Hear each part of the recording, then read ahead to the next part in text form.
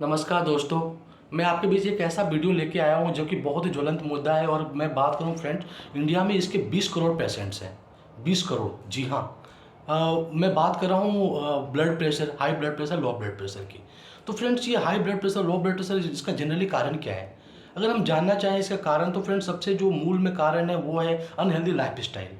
जो हम आज के डेट में जो हमारा फिजिकल एक्टिविटी जो रिड्यूस हो गया है, जितना हमें करना चाहिए फ्रेंड उतना करते नहीं है। ज़्यादा समय हमारा टीवी पे, हमारा स्क्रीन टाइम जनरली बढ़ गया है फ्रेंड। तो इस ये जो फिजिकल एक्टिविटी रिड्यूस हुई है उसका एक सबसे बड़ा कारण है, उससे क्या होता है फ्रेंड, जो हमारा ब्लड में शुगर का लेवल्स है वो इंक्रीज हो जाता है फ्रेंड। हमारा जो हार्ट, जो हमारे बॉडी को जो एक्सरसाइज हो नहीं पाती फ्रेंड। हमारा मेटाबॉलिज्म जो है धीरे धीरे या तो फास्ट हो जाता है, स्लो हो जाता है। तो फ्रेंड, अगर हम बात करें कि ये सब चीज़ों को हम रोक कैसे सकते हैं, तो सबसे पहले हमें जानना है कि ब्लड प्रेशर जनरली होता क्या है। ब्लड प्रेशर क्या अपने आप में कोई रोग है? जी नहीं। ब्लड प्रेशर अपने आप में कोई रोग नहीं है फ्रेंड।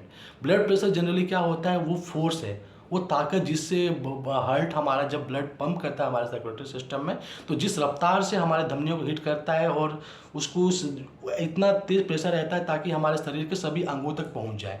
वो जो प्रेशर होता है जिसको हम सिस्टोलिक ब्लड प्रेशर कहते हैं, वो होता है जनरली 120 एम एम मर्करी पर 16 किलो पास्कल फ्रेंड। अगर साधारण भाषा में कहें तो 120 की रफ्तार से हमारा हार्ट ब्लड को पंप करता है, हमारे सर्कुलेटरी सिस्टम में जाता है फ्रेंड। और जब वही जो हमारा ब्लड है, जब हमारे पूरे ऑर्गन से पहुंच जाता है, उसके बाद हमारा हार्ट जब रुकता है फ्रेंड बीच में, दोनों बीट्स के, तब वो लौट के हमारे बॉडी में वापस आता है हमारे धमनियों के थ्रू।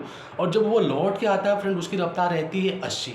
तो नहीं कहें कि हम जो नॉर्मल ब्लड प्रेशर एक इंसान का होता है, अगर 120/80 है तो वो एक हेल्दी इंसान है, उसका ब्लड प्रेशर नॉर्मली हेल्दी है फ्रेंड। तो ये ब्लड प्रेशर समस्या क्या है फ्रेंड? तो ब्लड प्रेशर जो समस्या है फ्रेंड, ये जब इसकी रफ्तार, जो पंपिंग की रफ्तार बढ़ जाती है फ्रेंड या घट जाती है, तो ये एक समस्या क्रिएट करती है। अगर हम बात करें कि जब भी ऐसी अवस्था आ जाए एक इंसान की कि जो लगातार हमारा ब्लड प्रेशर है 140/90 रहे, ये एक समय तक, यानी कुछ सप्ताह या कुछ महीने, कुछ साल रह जाए फ्रेंड, तो इसको हमें हाई ब्लड प्रेशर कहते हैं फ्रेंड।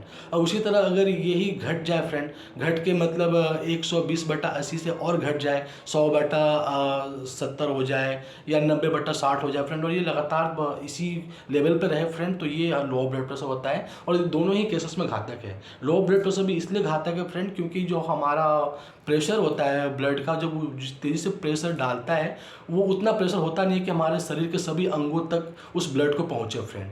तो जो ज़रूरी हमारे शरीर के लिए जो जितने भी न्यूट्रिएंट्स ज़रूरी है वो पहुँच ही नहीं पाते फ्रेंड, है ना। तो चलिए फ्रेंड, हम एक एक करके डिस्कस कर लेते हैं कि ये ब्लड प्रेशर जनरली होता क्या है, कैसे इसकी हम बचाव कर सकते हैं और क्या कर सकते हैं इसमें। तो हम देखते हैं कि जनरली हम जानते हैं कि ब्लड प्रेशर दो प्रकार का होता है, high BP and low BP friend, है ना। लेकिन जब इसको देखेंगे मेडिकल भाषा में फ्रेंड, तो जो हाई बीपी भी होती है वो दो प्रकार, उसको भी दो पार्ट्स होते हैं। एक को हम प्राइमरी हाइपरटेंशन कहते हैं, दूसरे को हम सेकेंडरी हाइपरटेंशन कहते हैं फ्रेंड। तो फ्रेंड, ये प्राइमरी हाइपरटेंशन है क्या? प्राइमरी हाइपरटेंशन को मेडिकल की भाषा में एसेंशियल हाइपरटेंशन भी कहते हैं, और ये हाई बीपी में 90% केसेस इसी के होते हैं फ्रेंड। और इसके कॉजेज जो हैं अभी तक एग्जैक्ट कॉजेज अननोन है, लेकिन बाकी जो पहले मैंने इस वीडियो को शुरू में बताया था वो सब कॉजेज तो कॉमन है फ्रेंड। और इसका रिस्क फैक्टर ये है कि ये 50+ लोगों में बहुत ही कॉमन पाया जाता है, लेकिन ये आजकल ऐसा कोई एज बैरियर नहीं है, हर एज के लोगों में ऐसा हो रहा है फ्रेंड। तो इसका कारण वही है कि इनएक्टिविटी, कि हम जितना फिजिकल एक्टिविटी कम करेंगे, जितना ज़्यादा स्ट्रेस लेंगे। मोटापा एक कारण है फ्रेंड, डायबिटिक होना एक कारण है, और जो सबसे बड़ा कारण है फ्रेंड एक ये भी है कि जो हम अपने आहार में अपना सॉल्ट यानी नमक की मात्रा ज़्यादा लेते हैं, चीनी की मात्रा ज़्यादा लेते हैं, तो भी धीरे धीरे चल के आगे ये हमारे लिए क्या है, प्राइमरी हाइपरटेंशन का कारण बन सकता है फ्रेंड। वही बात है फ्रेंड, ये सेकेंडरी हाइपरटेंशन, इसका कारण क्या है? ये जो हाई ब्लड प्रेशर होता है फ्रेंड, इसमें जो सेकेंडरी हाइपरटेंशन है उसमें केवल 5 से 10% लोगों में पाया जाता है। और इसका जनरली जो कारण क्या होता है, इसका कारण कोई होता है हमारी बॉडी में ऐसी कोई समस्या होती है जो डायग्नोस नहीं हो पाती फ्रेंड। बॉडी उसको इंडिकेट कर रही होती है और वो हमारा ब्लड प्रेशर के माध्यम से में इंडिकेट कराती है फ्रेंड। जनरली इसका कारण क्या है, जो किडनी में कोई डिजीज होती है तो इसका भी एक कारण हो सकता है फ्रेंड। इंडोकारिन में कोई डिजीज होती है तो इसका भी एक कारण हो सकता है फ्रेंड। हाइपरथायराइडिज्म है, इसकी वजह से भी ये सेकेंडरी हाइपरटेंशन हो सकता है फ्रेंड। वही अब दूसरा कैटेगरी है फ्रेंड, हाइपोटेंशन है, लो बीपी। और लो बीपी जनरली फ्रेंड क्या कहते हैं ना, ये ज़्यादा खतरनाक है। इसलिए क्यों? क्योंकि ये इसलिए ज़्यादा खतरनाक है क्योंकि हमारा जो ब्लड प्रेशर इतना कम हो जाता है कि जो ब्लड है हमारे सारे ऑर्गन्स तक जो हार्ट है वो पहुंचा नहीं पाता। अगर नहीं पहुंचा पाता तो हमारे जो बॉडी को जो ज़रूरी न्यूट्रिएंट्स है फ्रेंड वो मिल नहीं पाता। तो ये बहुत ही खतरनाक स्थिति है फ्रेंड। अगर हम बात करें लो बीपी की भी फ्रेंड, तो लो बीपी भी दो प्रकार की होती हैं फ्रेंड। पहला होता है ऑर्थोस्टेटिक और पोस्चरल हाइपोटेंशन। जनरली इसमें होता है क्या फ्रेंड, ये सडनली बीपी जो है सही रहता है और अचानक ड्रॉप करता है जब हम खड़े होते हैं, जब हम सोते हैं या हम सो के अचानक उठते हैं फ्रेंड, तो उस समय अचानक ये बीपी जो है हमारा ड्रॉप करता है। और ये इस कारण क्या हो सकते हैं, ये डिहाइड्रेशन की वजह से भी हो सकता है फ्रेंड, प्रेगनेंसी की वजह से, डायबिटीज़ की वजह से हो सकता है, डायबिटीज़ की वजह से, ज़्यादा गर्मी की वजह से फ्रेंड, ये ज़्यादा प्रोलॉन्ग अगर बेड रेस्ट हो जाए तो उसका भी एक वजह हो सकता है फ्रेंड। और दूसरा जो लो बीपी का कैटेगरी है फ्रेंड वो है पोस्ट पेरेंडियल हाइपोटेंशन। जनरली इसमें क्या होता है, ये एल्डरली लोगों में ज़्यादा देखा जाता है। और ये कब होता है फ्रेंड, जब आज खाना खाने के बाद सडनली हमारा बीपी जो है ड्रॉप होता है फ्रेंड। तो ये लो बीपी के फ्रेंड कुछ कैटेगरीज है, ज़्यादा समय नहीं है इसलिए मैं जल्दी जल्दी इसको कवर करना चाह रहा हूँ। तो फ्रेंड हम बात करें कि हम इतना कुछ देख ले तो हमें पता कैसे चलेगा कि ये है क्या फ्रेंड। तो सबसे पहले इसके सिम्टम्स की बात है तो सिम्टम्स क्या है, हेडेक। हमेशा आपका हेडेक रहेगा, एंग्जाइटी रहेगी।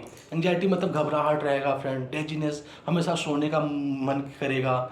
जब भी हम कोई एक्सरसाइज करेंगे तो जल्दी हम क्या कहते हैं, जल्दी हम थक जाएंगे फ्रेंड, थकान जल्दी होती है, हमारे नोज़ से ब्लीडिंग हो सकती है, हमारा जो सोने का पैटर्न है वो डिस्टर्ब हो जाता है फ्रेंड, हमें नींद कभी आती है और वोमिटिंग हो सकता है फ्रेंड। अगर ये सब सिम्टम्स है तो अपने डॉक्टर से फ्रेंड, अपने न्यूट्रिनिस्ट अवश्य जाके मिलें और उन्हें अवश्य जांच कराएं फ्रेंड। तो आप वहाँ जाएंगे तो इन्वेस्टिगेशन किस किस चीज़ों के करेंगे फ्रेंड, बहुत सारे इन्वेस्टिगेशन हो सकती है फ्रेंड। जनरली पहले तो आपका वो ब्लड प्रेशर ही चेक करेंगे कि कितना है फ्रेंड। उसके बाद उनको डाउट होगा तो आपका वो मेडिकल हिस्ट्री चेक कर सकते हैं।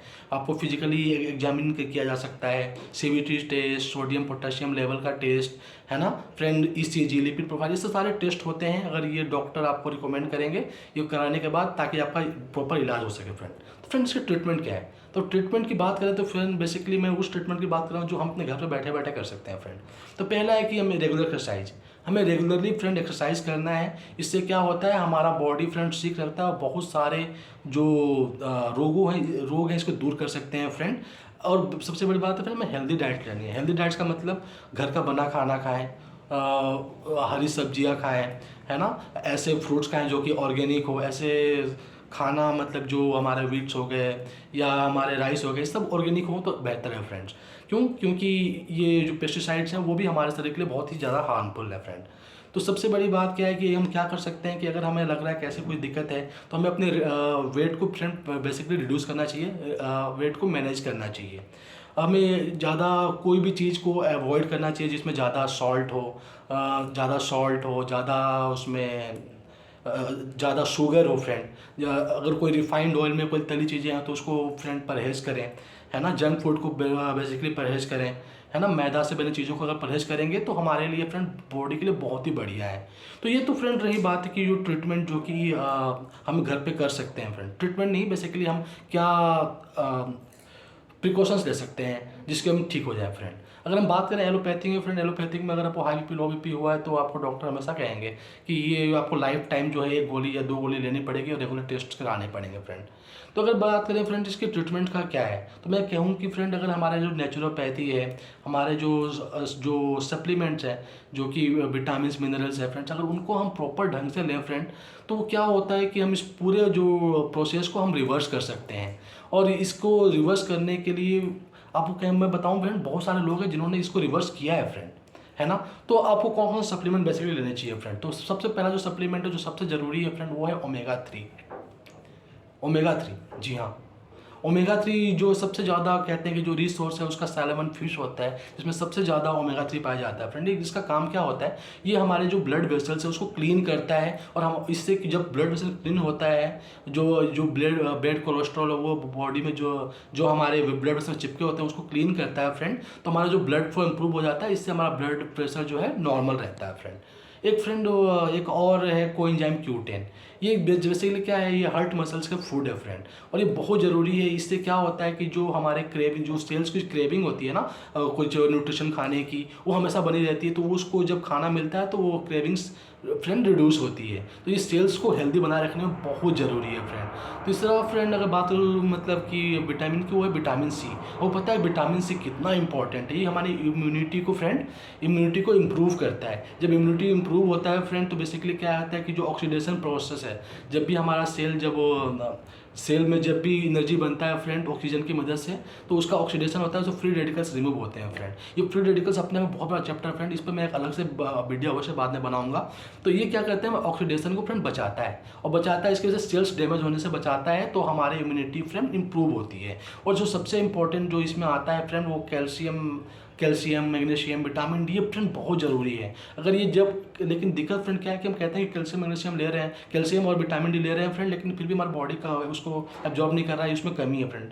जरूरी क्या है फ्रेंड कि जब भी आप कैल्शियम मैग्नीशियम लें तो उसमें मैग्नीशियम को ऐड करें, क्योंकि जब तक कि मैग्नीशियम बॉडी में प्रेजेंट नहीं रहेगा फ्रेंड, तब तक जो है कैल्शियम मैग्नीशियम विटामिन डी काम नहीं करेगा फ्रेंड। और कहते हैं गार्लिक, जो लहसुन होता है फ्रेंड, वो कमाल का एंटीऑक्सीडेंट है। अगर उसको अगर हम लेते हैं फ्रेंड तो वो भी बहुत ज़्यादा कारगर होता है। और हमेशा आप, मैं एडवाइस करूँगा कि कोई मल्टीविटामिन जो आपका न्यूट्रिशनिस्ट रिकमेंड करें, आप उसको फ्रेंड अवश्य लें। अगर इन सारी चीज़ों को फ्रेंड लेते हैं, किसी अच्छे ब्रांड का लें, प्लांट बेस्ड चीज़ों को लें, देखिए उसका हार्मफुल इफेक्ट्स ना हो, अपने न्यूट्रिशनिस्ट से अवश्य सलाह लें फ्रेंड। अगर इन सब चीज़ों को फ्रेंड अगर करते हैं तो मुझे पूरा उम्मीद है कि हम अपने जो high blood pressure, low blood pressure को रेगुलराइज कर सकते हैं, और 1 साल में फ्रेंड। थैंक यू फ्रेंड, उम्मीद है आपको ये वीडियो बहुत अच्छा लगा होगा। मिलते हैं